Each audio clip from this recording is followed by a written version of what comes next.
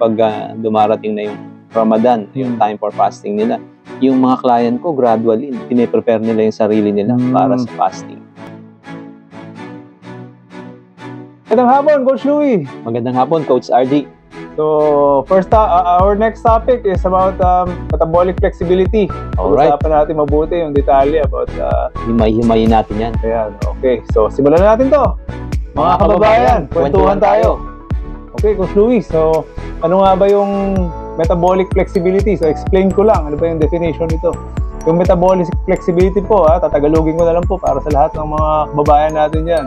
Ito po yung kapasidad po ng katawan natin na gumamit ng dalawang type of energy source or fuel. So, yun po yung glucose at saka yung ketones or galing sa fat. So, yung glucose po, yan po yung galing sa mga kinakain natin. Yan po yung pinaka-simplest form of energy na coming from your carbohydrates or simple sugars. Yan. So, pag kumain kayo, mako-convert into energy. Yan po yung madalas na ginagamit natin. Okay, diba? yes. Louie, kaya kapag gutom tayo, di ba? Nangihina tayo. Kasi hindi tayo metabolically flexible. Maraming tao na hindi flexible. Kumbaga, hindi marunong gumamit ng isa pang source of energy, which is ketones. Yung ketones, di ba? Ketones. So, ano ba yung ketones, Coach RD? Ano ba yung ketones? Saan ba nanggagaling yan? So, yung ketones is ito yung energy derived from your fats. So, ito po yung energy na nanggagaling sa mga taba natin, sa mga naipon nating energy. Kasi, di naman lahat nasusunog natin. So, most of the time, yung mga kinain natin, napupunta lang sa taba. Kapag hindi natin nasunog, convert sa taba. Kasi, yan yung proseso na na-develop natin to survive famine. Yung taggutom. Diba, para hindi tayo maubusan ng fuel. Ang ginawa ng katawan natin, natuto tayong mag-imbak, mag-ipon ng energy, di ba? So, pag kumain ka, ipon ng mga di ba? Ipon dyan sa taba, or sa liver, or sa ano natin, di ba, Coach Louie? So, yun. Metabolic flexibility, yun yung kapasidad na, yun yung healthy way. Kailangan, in order to avoid yung mga illnesses, para masabi na metabolically healthy ka, kailangan metabolically flexible ka rin. Which means, kaya mong i-access yung dalawang type of energy. Which is yung glucose and ketones. Diba? Madagdag ko lang, Coach RD. Kasi nababanggit mo yung nagpa-pile up yung fat sa ating katawan. Lalo na yung mga tao na bukod sa kumakain ng mga ultra-processed food, lalo na yung madalas kumain. Di ba kung papansinin mo, tama. Kumain ka ng carbs ngayong umaga, after 3 hours, hindi mo pa nabuburn yung energy na yon, kakain ka uli. So, yun, yung panibagong kain mo, yung hindi pa nasunog, yun yung magpa-pile up dun sa stomach mo. Exactly. Source of fats. Dahil nga nabubuhay na tayo sa modern society, abundance, di ba? Napakadali na ng pagkain, andyan na lang sa tabi. Minsan nga, hindi na niluluto, instant, di ba? So, wala. Pile up na lang yung mga energy natin. Doon tayo nagkakaroon ng yung inflammatory visceral fat. Yung naiipon yung mga taba. Especially yung mga taba na naiipon dun sa ating internal organs, stomach, intestines, yung visceral fat. Unhealthy niyan. Dangerous yan. Alam mo na kung sino yung mga tao na medyo at risk sa sakit kapag nakita mo pa lang. Sa tayo pa lang, di ba? Nakikita mo pa lang na nakabulge. Minsan may mga payat na tao na meron din dito, di ba? Ano na yung sinasabi nilang dyan? Yung toffee na tinatawag, di ba? Thin outside but fat inside. Fat inside. So, napakadelikado po niya ng taba na yan. So, in order to lower your risk for yung mga illnesses like yung mga cardiovascular diseases, cancer, yung mga heart problems. So, kailangan i-reduce nyo po yung mga stored fat nyo, yung mga visceral fat, most importantly. So, papaano natin ngayon, Coach RD? Yan. Sinasabi ko nga kanina. Metabolic flexibility tayo at paano natin malulose yung fats na yan. So, kanina, sabi ko nga, pagka metabolically flexible ka, that means you have a healthy metabolism. You are metabolically healthy. Ibig sabihin, marunong ka nang gumamit ng ng fat as a source of energy. Which is ito yung abilidad na lose natin throughout time. Kasi dati talagang normal lang yan dahil may famine stage di ba? May stage na walang pagkain. So may mga panahon na walang pagkain. Hindi katulad ngayon na hindi na tayo nauubusan ng pagkain unless na siguro yung mga iba talaga na sobrang sa poverty, yung may sa hirap. Africa na lang yata merong ganong nagugutom na talaga ng mga tao na hindi nakakain. Correct, di ba? So, ngayon, nabubuhay tayo dun sa abundance stage na maya't maya, ang tao takot nang magutom di ba? Saka ang pagkain, hindi mo na pinaghihirapan. Nandiyan na lang sa fridge, di ba? Nandiyan na lang sa cabinet. Minsan isang bukas lang ng mga packaging, nandiyan na, pagkain na, ready to eat na. At ang problema dyan, Coach RG, dahil sa dami ng mga pagkain na yan, ang problema, wala naman tayong gaanong nutrients na nakukuha kasi mostly mga processed food. Empty calories. Empty calories, diba? Yan, dumadami mga empty calories. Kumbaga, pure calories lang sila, pero wala ka naman nakuha ang micronutrients, wala ka naman nakuha ang macronutrients doon, or meron carbs, which is not as essential as your protein and fat, di ba? So, ayan, empty calories po ang tawag sa mga ganyang pagkain, yung mga pagkain na walang nutrisyon, di ba? So, yun, paano ba tayo magiging metabolically flexible? Yun ang pinakatanong ng mga kababayan natin nowadays. Yun yung pinaka-importante. So, yun ang importante. Pero Coach RG, bago mo ituloy yan, kapag dumating ka na sa stage na metabolically flexible ka na, yun yung sitwasyon na kahit na mismo yung pagkain, halimbawa, gusto mo kumain ng 12 o hindi ka nakapag-breakfast, hindi ka magkakaroon ng mga sakit sa ulo, hindi ka manghihina. Yan yung sign. Yan yung sign that you are metabolically flexible. Or actually, other term for that is fat adapted, di ba? Fat adapted. You are already fat adapted. That means you can access fat as a source of energy, di ba? So, yan, pag naubusan ka ng glucose, which is your primary source of energy, yung pagkain na pinagkukuhanan mo ng energy, yung glucose, pwede ka mag-shift dun sa mga reserba mo.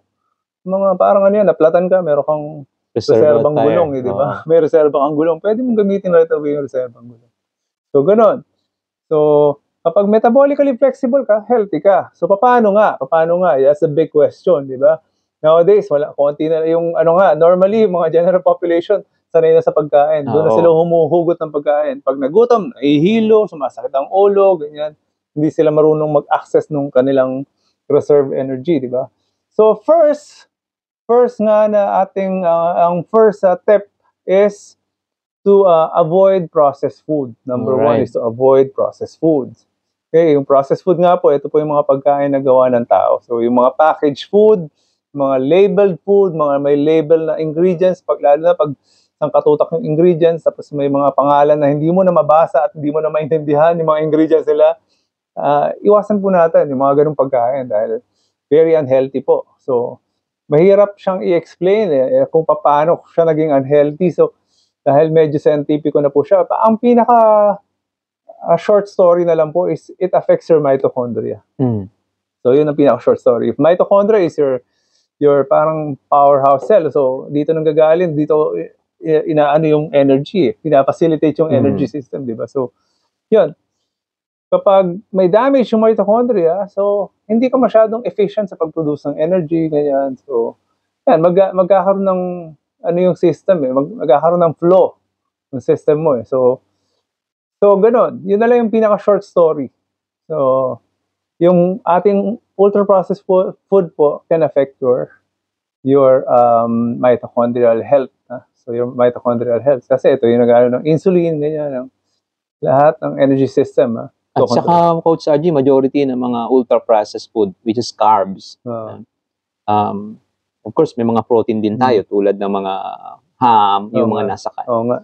Pero kung titingnan natin yung mga nasa carbohydrates, ito yung malakas magpa-spike ng natin. Yung pa pala. Yung mga high GI, di ba? Pag kinain mo, mag-spike yung sugar level mo sa blood, tapos mag-spike din yung insulin mo. Diba? Tama. Isa pa yun. Most of our processed food is high in sugar, di ba? High in sugar. Kahit na hindi matamis yan, nakita mo maraming mga added sugar yan, di ba? Or high in carbohydrates na hindi naman direct glucose, pero will convert into glucose, di ba? So, yun, number 1 tip namin is avoid processed foods. Siguro, our next step is to lower your carbohydrates intake, di ba? Kasi carbohydrates converts into glucose, di ba? So, kung konti yung sources of carbohydrates mo sa pagkain mo, o di no choice ka kung di gamitin yung mga reserves. Your body will learn how to use the other sources, which is fats. Which is fat, di ba? So, increase mo na lang yung fat intake mo or yung protein intake mo para mabalanse pa rin yung yung caloric intake mo, hindi yung undernourished ka, di ba? So, ganun lang, balancing lang nung tatlong macronutrients natin. Kaya nga yung keto diet, Coach Louie, di ba? In-increase nila yung fat intake nila. Pero as long as you eat good sources of fat, especially ang fat is very compact, times 9 calories per gram to. 9 calories per gram. Parang doble siya ng mga ng calories ng carbs and protein, di ba? Carbs and protein is only 4 calories per gram. So, itong ating fat is 9 calories. So, compact yan. Kahit konti lang idagdag mo, mabubusog ka eh. Feeling, mabubusog ka na eh. Kaya yung mga iba nagkikito talagang nagtitake pa ng mga tablespoon of extra virgin olive oil, ganyan. Yung mga iba naman, naglalagay ng mga butter, grass-fed as much as possible. Mga grass-fed na butter. Tapos, yun, makain avocado. Avocado has a lot of fat also. Compact calories din ng avocado. So, yun yung mga technique nila para hindi sila sobrang gutom kapag nagbawas ng carbs, di ba? Kasi ang tendency, pag nagbawas ka ng carbs, parang magugutom ka, mababa na ng caloric intake mo eh. Palitan mo ngayon ng iba. Either protein or... Pero actually, Coach RG, kung titingnan natin yung majority ng mga population, kapag talaga nagbawas ka ng carbs, ng biglaan, talagang dumarating na sila'y nahihilo. Doon sila nagkakaroon ng problema eh. Magandang point, Coach Louie. Kaya dapat talaga gradual yung yun ang solusyon, di ba? Dapat small steps at a time, di ba? Siguro, ang first step, Coach Louie, na lagi kong tinuturo or lagi kong nababanggit sa mga podcast natin is to remove your carbs from your breakfast lang. Kahit breakfast lang. Kumbaga, instead of yung mag-breakfast ka na may kanin, tanggalin mo yung kanin, itlog na lang. Yung kung pwedeng fat and protein lang ang breakfast mo, much better para pagkagising mo, malaki kasing drive nung breakfast sa metabolism mo eh. Pag in-spike mo kaagad yung blood sugar and insulin mo, parang all throughout the day, mataas na lang lagi eh. At saka pag kumain ka ng Coach RG, after 2 to 3 hours, magugutom ka kaagad eh. Oo nga. Kaya nga, tama, isa pa yan na cost ng ng carbohydrates eh. Hindi yan masyadong nasasatisfy yung satiety eh. Especially yung processed food. Pag nag-breakfast ka ng mga cereal, ganyan. Naku, after 2 hours pa lang, gutom ka lang ulit, di ba? Kaya kung tinaasan mo yung protein mo, protein is the most satiating macronutrient. Sabi nila, mas madali ka magbusog. Nakakabusog, di ba? So, tsaka mas tumatagal yan sa tiyan mo. Talagang kahit na 5 hours ka hindi kumain, busog ka pa rin, di ba? So, yan, ang isa sa mga advice na binibigay ko. Morning, pagkagising nyo, huwag nyo spike agad yung blood sugar nyo.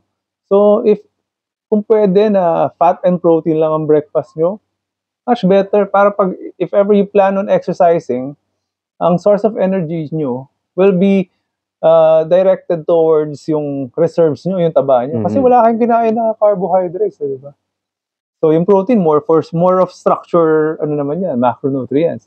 Yung fat, ganun din, hindi naman siya nag-spike ng insulin. So, yun. Yan ang sabi nga ni Coach Louie, dahan-dahanin. Sa umaga lang muna. Tapos later on, tanggalin nyo na rin yung rice sa gabi. Di ba? Sa gitna na lang kayo nagra-rice. Ganun, gradual po. Isa pang tip, mag-focus po kayo sa fibrous carbs, which is fruits and vegetables. Kaysa kumain kayo ng mga starchy carbs. Starchy carbs is yung kanin, yung kamote, yung mga roots, mga fruits. Yan po yung mga starchy carbs, starchy. Dahil kapag fibrous carbs, konting-konti lang eh. Ang carbohydrates niya more on fibers. Pero mas nakakabusog siya eh. Yan nga yung mga nutrients. Oo, tama, yun pa. Mamaya, magandang topic yan sa ating next topic, yung microbiome, kung ano importansya ng fiber sa atin. Diba? Napaka-importante ng fiber. Sabi nga nila, yan isa sa pinaka-neglected na nutrients sa ating katawan. We are so focused in our macronutrients, pero yung fiber, wala silang pakialam, wala tayong pakialam. Pero very important po kasi we are feeding other organisms. Not just ourselves, di ba? Yung mga microorganisms natin sa katawan. So yan, second step natin, lower your carb intake. First step, kanina, ano ba yung sinabi ko first step? Avoid processed food, avoid ultra-processed food. Second step, lower carb intake. Tapos number 3, ito yung yung huwag kayong mag-produce ng insulin by eating. So less frequent eating. Yun nga. Diyan pumapasok po yung intermittent fasting or restricted time feeding, di ba? Yung RTF. Restricted time feeding. Kasi, eto nga, yung bawat kumakain ka, di ba? Especially, kung may carbs yan, kahit nga protein, nag-spike ng insulin yan, di ba? Kung 5 beses kang kumain sa isang araw, di 5 beses kang nag-produce ng insulin, di ba? So, kaka-produce mo ng insulin. Yung insulin nyo po is hindi na siya effective. Hindi na siya tinatanggap ng katawan nyo. Kumbaga, ang purpose niya is parang magwalis sa loob magtanggal ng blood sugar sa inyong mga dugo. So, kapag naipon kasi yung blood sugar sa dugo, masama pong epekto niyan. Mas may mga detrimental effect yung, yan. yung blood sugar mo, kapag continuous yan, daming effect niya. Candidate ka na sigurado ng diabetes. Oo, hindi lang yun. Pwede kang mag-deposit ng mga blockage sa arteries and veins. Diba? So, importanteng yung mga blood sugar po, yung mga sugar sa dugo is matanggal at ma-deliver sa mga ibang organs kung saan kailangan or ma-store sa tamang lugar, which is yung liver, yung muscles, and ito yung ating mga taba as energy reserves. At yung brain also needs yung brain. Oo nga, tsaka brain, di ba? Yan, kailangan ng ano yan. Energy, matakaw sa energy ang brain, for sure, di ba? So, yun, less frequent eating ang sagot dyan. Huwag masyadong madalas ang pag-spike ng insulin. Para lagi kang sensitive. Diba? We recommend talaga yung 3 times a day na meal. Yan, di ba? Yan yung normal, 3 times a day, di ba? If you can reduce it to 2, much better. Yan, diyan napapasok ngayon yung intermittent. Yung RTF nga, yung intermittent fasting talaga natin. Di ba? Kung hindi nyo pa rin kaya, sabi ko nga, simulan nyo yung breakfast nyo without carbohydrates. Para hindi kayo masyadong increase kaagad ng insulin, spike kaagad ng insulin sa umaga. Yun nga ang problema rin minsan, Coach RJ. Sabihin nila, nag-ano lang ako, nagpapapaya ako, nag-banana lang, or smoothies. Pero at the end of the day, that will help to spike your sugar and your insulin. Ang key is dapat hindi ka nag-spike hindi ka nagpo-produce ng insulin that often. Yun ang pinakasusi dyan So, papaya lang sa umaga. Ano ba yung papaya? Diba? Dami pa rin kahit papaano. Kahit healthy yan, tropical food yan. Dami pa rin asukal. At saka yun lang Ang dami kayang hacks na pwede mong ma-avoid yung pag-spike ng insulin. Kung yun kung kinain mo yung papaya along with protein baka hindi pa ganoon kataas ang spike ng blood sugar mo Kaya nga, subukan nyo itlog. Isa sa pinakamagandang. So umaga lang naman po. Sabi nga ni Coach Louie, dahan-dahanin para hindi tayo mabigla. Hindi sumakit ang ulo, ma-avoid natin yung mga keto flu na tinatawag or mga fasting flu. Kasi yun yung parang flu-like symptoms na hangihina ka or sluggish ka, sakit ang ulo mo. So, ayun, yung brain fog. Diba? Hindi mo magamit yung utak mo sa pag-iisip. So, dahan-dahanin nyo po. First step, tanggalin ang carbohydrates sa umaga, sa breakfast. Tapos slowly, gradually, tanggalin ang carbohydrates sa gabi. Diyan ka na lang mag-rice sa tanghali, ganyan. Tapos later on, tanggalin na yung breakfast para 2 meal na lang, 2 beses ka na lang nag-spike ng insulin.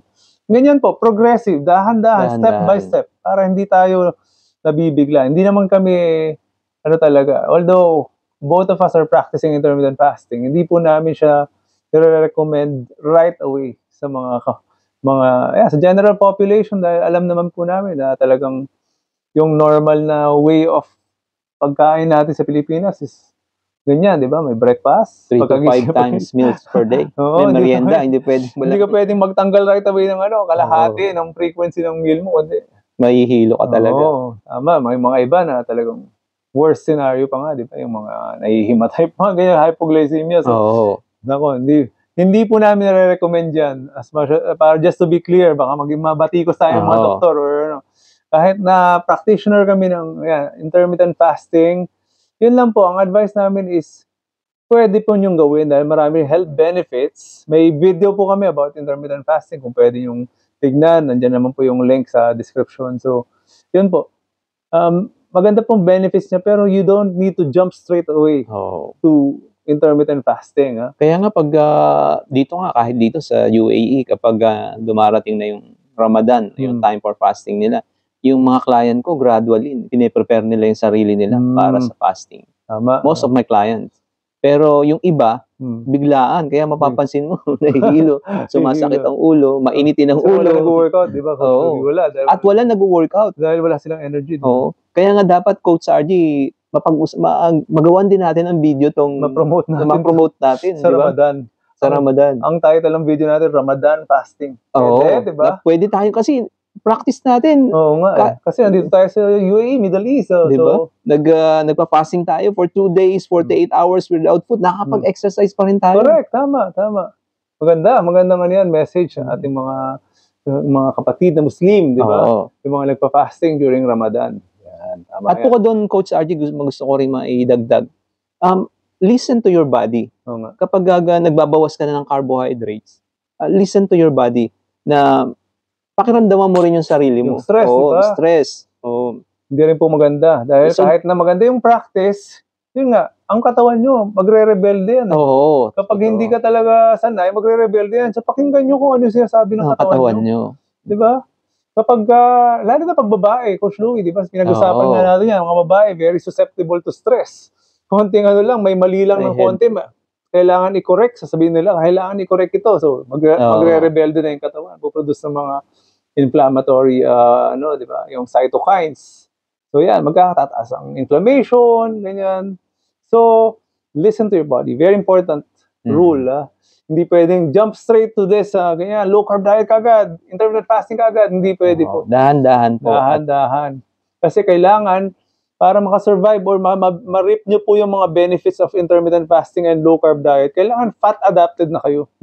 Yun. Pag na-train nyo na po yung katawan nyo na gumamit ng fat as a secondary source of energy as ketones, that's the time na pwede na kayong mag-low-carb or intermittent fasting. At very efficient din yung katawan nyo. Tama, yun. Yun yung pinag-uusapan namin ni Coach RG na kahit 2 days, 3 days kang hindi kumakain, normal ka pa rin. Of course, medyo nangihina ka dahil na wala ka talagang energy. Pero yung katawan mo, ginagamit yung the brain. Yung brain, mas sharp yung brain mo. Yung brain.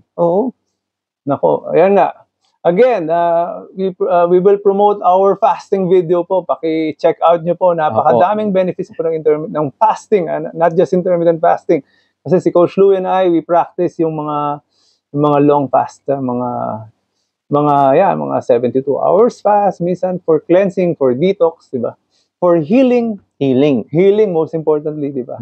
At saka, siguro sa akin talaga, Coach RG, yung na-experience ko, yung autophagy na tinatawag. Yung paglinis. Very talaga, siya. Super effective. Totoo siya at talagang very effective. Parang ang linis, no? Ang linis sa katawan mo pagkatapos. Ako ganyan ang nararamdaman ko. Yearly ko itong ginagawa ko, Louie, itong 72 hours fast. Usually, tinataon ko to on Holy Week. Yung bang Huwebes Santo, Biyernes Santo, Sabado de Gloria, tapos yan, Easter na ako kakain, ganyan, yan. 72 hours fast, 3 days, water lang. Pero tinatry ko pa rin to be as active as possible. Samahan nyo na ng prayers, di ba? Sabi nga nila, prayers and fasting, very powerful. So yeah, fasting is super good for cleansing, for detox, for healing. Ay, sobrang ganda. Katapos, ang linis ng katawan mo pagkatapos noon. Kung meron ka man mga hindi alam na naiipong mga masasamang cells dyan sa katawan mo. Like, mga di ba, yung mga tumor cells, ganyan. Yan, wag niyo pong pakainin para hindi lumaki. Kakainin yan ng sarili niyong katawan. At liliit siya ang kakainin. Di ba? Wag niyong pakainin yung cells na yun dahil ito yung, ang mga cancer nga po is cell division out of control, di ba? So, kapag pinakain mo, talagang mag-divide, dadami yan. So, yun, fasting is one convenient way to detox your body of those very effective bad cells, diba? Yun yung very effective way of detox. Kasi sa Pilipinas, yung pagdi-detox, yung natatandaan ko, yung nagdi-detox, puro puro juice lang yung iniinom, di ba? Cleansing daw sila. So, ang nangyayari doon for 7 days, nawawala lang yung water retention sa katawan nyo, di ba? Yung lumiliit kayo, di ba? Kahit paano, nadi-detox ka dun dahil maganda yung, di ba, micronutrients na kung yung mga vegetable juice ang ginagamit mo, orange juice, di ba? Di ba? Para ka namang nagpataba lang. Pagka ganun, di ba? So, yun. Ano pa ba ang pwede natin idagdag about metabolic flexibility? So, yun po, wag niyo pong biglain para kapag ready na kayo, sa tingin nyo, ready na kayo, yung may energy na kayo lagi, that means you're metabolically flexible already. Hindi na kayo nahihilo, hindi na kayo nagugutom. That means nakakapag-access na po kayo ng secondary source of energy nyo. Yung natatap nyo na po yung mga reserves, mga fats. Which is so important, ha? Hindi lang, coach, hindi lang for health, aesthetic. So, gagamitin mo na yung fat. Diyan na po kayo mag-start mag-lose weight. Tama, diba? At gagaang yung pakiramdam nyo. Yung mga sakit-sakit nyong nararamdaman ay mababawasan. Pati yung mga inflammation na yan. Ang daming effect, coach, pati sa kutis, gaganda kutis nyo, ganyan. Kasi, hindi nga, less ang inflammation, daming effect ng metabolically healthy ka. Actually, Coach RG, ang siguro sa Pilipinas natin, yung setting na pinag-uusapan natin, takot talaga kasi pag nagutom, ang iniisip lagi, mau-ulcer. Baka magka-ulcer ka, hindi ka kumakain. Diba? Ganun kahit nung nasa Pilipinas ako, yung mga magulang, yung mga tao, takot magutom dahil iniisip lagi, mau-ulcer. Tama. Siguro hindi naman tayo nagpo-promote na magpakagutom ka right away. Sanayin mo muna yung katawan mo, dahan-dahan, by doing those steps na sinabi ko, yung tanggalin mo muna yung mga ultra-processed food, tapos yung dahan-dahanin mo ibaba yung carbohydrates intake mo, tanggalin mo yung sugar, di ba? Fiber, ang kainin mo, maraming fiber, maraming gulay. Tapos yung pangatlo is yung wala ka ng snacking, lesser na po yung frequency of eating. So yun yung third step. Ha? Siguro, add na rin natin, fourth step is yung restrict na yung time of feeding na. Kunwari, dati, kumakain ka ng first meal mo is alas 8 ng umaga, tapos last meal mo alas 7 ng gabi. So, i-compress mo siya. Ito, medyo, magbigay ka pa ng konting oras na ipahinga mo yung digestive system mo. Sabi ko nga, Coach RJ, listen to your body. Kasi minsan, napakain ka halimbawa ng lunch na heavy. Di ba? Nagpunta ka ng party. Listen to your body. Ang daming isipin mo na, ang dami mo pang pagkain. Bakit magdi-dinner ka na naman? Di ba? O napakain ka halimbawa sa yung last meal mo ay heavy. Isipin mo. Hindi mo pa nagagamit, tinulog mo lang, di ba? Pagising mo, gusto mo na mag-breakfast. Sabi mo, use that energy, di ba? Delay mo siya, pwedeng hanggang 12, di ba? Saka yung isa pang point for avoiding processed food nga po is to, para maitama din yung ating satiety. Kasi nga yung processed food po is talagang hindi ka mabubusog dyan.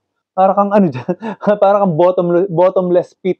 Kumbaga, kahit kain ka ng kain, pag processed food yan, after one hour, gutom ka na naman. Pag yan ang focus mo ng pagkain mo, processed food eh. So as much as possible, whole food po tayo. Kung ano lang yung mga pagkain ginawa ng Diyos, yun lang. So, at saka kung papansinin po natin, itanim po natin sa isip natin na itong mga pagkain na to, yung mataas sa sugar, mataas sa salt, yung mga chips, meron talagang addiction yun eh. Kahit kayo i-test nyo sa sarili nyo, magbukas kayo ng isang chips, magsubukan yung kainin. At hindi nyo titigilan yan kasi yung taste buds mo, gusto mong, di ba? Addiction eh. Hindi mo matigilan talaga eh. Once you start, you cannot stop eh. Di ba? Yan yung Pringles. Once you pop up, you can't stop. You can't stop, di ba? Ganun, totoo naman eh. Kasi yun pala, dahil sa salt and processed sugar din, Sugar din. Yung very addictive din po ang sugar. Kaya kapag ang yung is may sugar, rich in sugar ang pagkain nyo. Ganun din po ang effect niya. So, yun. Siguro, na-explain na ba natin na mabuti ang metabolic flexibility? Ulitin na lang natin, recap tayo. So, metabolic flexibility po, again, is yung kapasidad nyo po na gamitin po yung mga reserbang energy nyo na inipon nyo sa pamamagitan ng pagtaba. So, yan po ang nawala sa ating abilidad dahil nga po sa kakakain natin. Non-stop eating. Non-stop eating. Kumbaga, tsaka napaka-convenient way of eating. Maya, andyan na sa ref na. So So, tsaka yung pagkain ng ultra-processed food at tsaka pagkain ng mga high carbohydrates. Especially sugar, yung mga simple carbs. Yan po yung nag-cause ng ating poor metabolic health. Ngayon, ano ba yung mga ways to be metabolically flexible? Yung nga, ulitin natin yung 4 na sinabi ko. First is avoid ultra-processed food. Second is sugar. Cut your carb intake, di ba? Tapos, third is less frequent eating. 4 is time restrict, di ba? Time restricted feeding, ganun. Kung gusto niyo ng advanced level na is to practice intermittent fasting. Fasting, hindi lang intermittent fasting. Pwede kayong mag-throw in ng mga 24 hours fast dyan once in a while. Once in a while, for detox, Coach Louie. Ako, yung recommend ko yan. Ako talaga. Advocate po ako ng fasting dahil I've been doing it for 11 years. Saka naramdaman ko lahat ang benefits niyan. Hindi naman ako nanghina. Hindi naman lumit ang mga muscles ko. Ganito pa rin. Ang lakas ko pa rin. Talagang, di ba, healthy pa rin ako. Siguro, ang mga naramdaman kong effects is all positive Coach Louie. At saka, Coach RJ, kung mapapansin mo, mas malakas, mas efficient yung energy mo kapag ginagamit mo talaga yung pagsanay ka, no? Galing sa fats na energy. Diba? Pagsanay ka mag-extract ng energy sa fat, di ba? Yan nga yung babalik tayo, mga warrior diet, mga warrior, di ba? Kahit 3 araw nakikipaglaban yan, malakas ka. Saka alam mo, hindi ka na dependent dyan sa pagkain na yan. Mahirap kasi yung dependent ka sa pagkain, ang dali mo manghina At saka lagi mo inisip, pagkain, di ba? Paano kung nagkaroon ng, totoo nga, na nagkaroon ng famine stage, tagutom. Hindi ikaw ang una. Diba? Hindi ikaw ang una. Pero siguro, Coach Adi, mag-a-adjust din naman yung katawan ko talagang tagutom. Kaya lang, kayo ang unang manghihina at sila yung unang hindi magiging functional. Paano kung tagutom nga at kailangan mong pero meron pa rin pagkain, pero kailangan mong mag-hunt ulit. Kaso wala silang energy. Wala ka ng energy nga. Kumbaga, you've trained yourself to become the ultimate prey, hindi predator. Sila yung prey, di ba?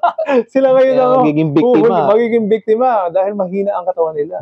Tayo, since sanay tayo sa gutom, may energy tayo. Tayo, predator pa rin tayo kahit gutom, di ba? Actually, Coach Arjo, siguro linawin natin Kapag nagpa-practice kayo ng intermittent fasting, dumating na kayo dun sa level na yun, hindi ka na magugutom. Hindi ba? Importante. Hindi ka na magugutom. Hindi ka dependent sa pagkain. Ibig sabihin na hindi ka na magugutom, yung hindi mo na iniisip yung pagkain, basta pag sabihin mong, kain ako na ganito. Wala lang. Hindi big deal yung pagkain Hindi ka magkakasakit at hindi ka mamamatay po sa gutom. Dahil marami tayong reserba. Sabi nga nila, kahit na yung pinaka-lean na tao, may reserba yan hanggang 60 days. 60 days source of calories of energy coming from reserves. Kahit yung pinaka-lean na yan, Coach Louie, what more kung meron kang isang katutak na reserba dyan. At alam din ng mga kababayan natin yan, yung mga napapanood nila ng mga na-trap during earthquake, yung mga hindi nakakain, di ba? Very resilient po ang katawan natin. Napakatibay ng katawan natin. Madali po tayo mag-adjust. Ang question na lang ngayon, yung sinasabi namin ni Coach Louie, yung functionality, kahit gutom ka, malakas ka. Superpowers to, Coach Louie, di ba? Yung kahit wala kang pagkain, malakas ka. Parang feeling ko superpowers to yung ganyan, yung ka pa rin, makapag-hunt ka pa rin, pwede mo pa rin pagtanggol pamilya mo, kung ano, di ba? Meron ka pa rin talagang energy, napakalakas mo pa rin. Hindi ka dependent. Kumbaga, sabi ko nga sa kanila, yan, yung mga pagkain na yan, that teaches your body to become weak. It teaches your body to become weak. Totoo, Coach Ardy. Hindi lang maging weak at mag-produce yan ng mga diseases. Diba? Actually, kung titingnan natin, wala pa kasi talaga tayong data tulad sa Europe and USA. Pero kung titingnan natin sa kasalukuyan sa Pilipinas, Coach RG, napakarami ng tao ang may sakit o mga pre-diabetic or diabetes. Actually, majority talaga. Coach Louie, di ba sabi nga nila, ang topic natin is insulin resistance. It's considered as type 2 diabetes. Yung insulin resistance. Halos lahat ng tao may insulin resistance. At sigurado tayo na hindi lamang yan dahil sa genetic na yung parents mo ay diabetic. Marami na nade-develop yan dahil sa maling pamamaraan natin ng pagkain o sobrang pagkain natin. Tama. Diba? Napakarami niyo pong natutunan sa aming pagkwentuhan ni Coach Louie. Sana patuloy niyo kaming subaybayan sa aming kwentuhan dahil marami pa po kaming i-share na talagang ito ay mga hands-on na na-experience namin or inaral namin tapos tinest namin sa sarili namin. So, ako nga yun, sabi ko nga, Coach Louie, ako 11 years, imagine, different type of fasting, different type of keto na nasubukan ko na. Hindi rin ako ganoon ka-advocate talaga ng pure keto type of diet since I love training. I consider myself an athlete dahil talagang everyday nagpo-powerlifting pa rin ako, ganyan. So malakas pa rin ako. So minsan talaga nag-incorporate ako ng carbs sa diet ko. No? But good source of fats. No. Sabi of carbs, I mean. Carbs are not bad, but you need to earn them. Opo. Diba? By becoming metabolically flexible, number 1. Kapag may carbs ka sa diet mo, kung metabolically flexible ka, okay lang. Okay lang kasi pwede mong gamitin yung carbs na yan. After nyan, pwede mong gamitin yung fat pa rin. Balik ka pa rin doon sa fat, di ba? Kasi pwede mong gamitin both both sources of energy. So, okay lang mag-incorporate ng carbs every now and then. Para sa akin, ganun. Hindi yung, kasi for me, I've earned it, kasi flexible, na nga ako, metabolically healthy na nga ako. At the same time, I work hard pag nag-exercise ako. So, sunog na sunog siya. So, yun. Tapusin na natin, Coach Louie, ang ating topic. So, okay. Sana po marami kayo natutunan sa aming kwentuhan. Hanggang sa pagbabalik po ng aming next episode. Abangan nyo po. Kwentuhang Pangkalusugan. Okay. So, don't forget po to subscribe. Paki-share na rin po itong video na to and paki-like, push the like button. Opo. And kung meron po kayong mga topic na gusto niyo rin pong pag-usapan, pwede po kayo mag-comment. Paki-comment na rin po. Comment section natin. Or kung may mali kami nasabi, disclaimer lang po na hindi po kami mga doktor. Kami po ay mga fitness and health practitioners lang po. So, ito ayon lang po sa mga experiences namin, sa mga studies na ginawa namin, at saka, ayan, gusto lang po namin talaga, ang objective po namin is to share information and knowledge. Para makatulong po kami. Okay. Maraming salamat po. Alright, bye for now. Thank you po. Thank you.